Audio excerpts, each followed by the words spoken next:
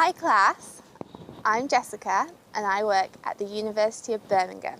I am a scientist here. I am a special kind of scientist. I am a chemical engineer.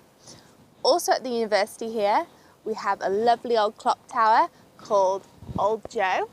But we're not here to see Old Joe today, so we're going to head over to the chemical engineering building.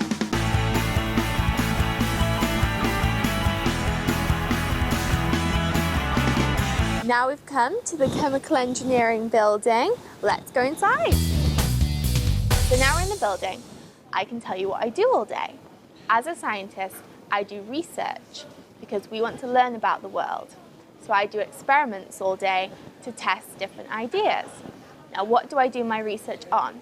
I do my research on cleaning. So imagine you have a pile of dirt that you want to clean and you have a hose pipe to clean it. How much water do you need to clean the pile of dirt? Well, that's what I want to find out. That's what I do my research on, reducing the amount of water used to clean. Let me go show you. So, before we can come into the lab, we have to make sure we're going to be safe. We have posters which tell us how to be safe. So, we have to make sure our hair is tied back, we have safety goggles on, and a lab coat.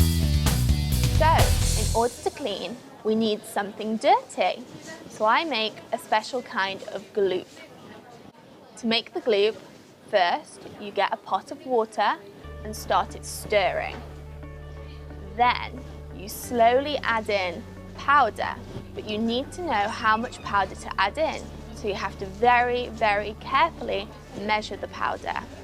And then you slowly add the powder in whilst it's stirring.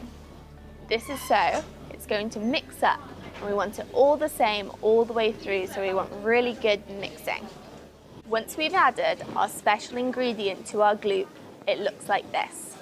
And then we need some equipment to clean it from.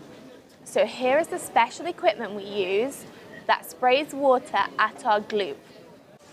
So how do we know that it's really clean?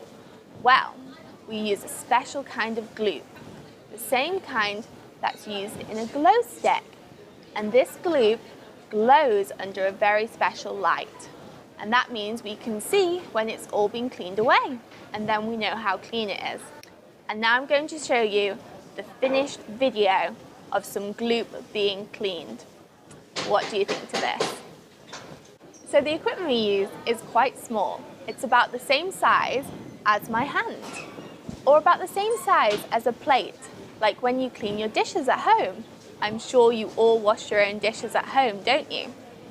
But how would we clean something this big? What do you think?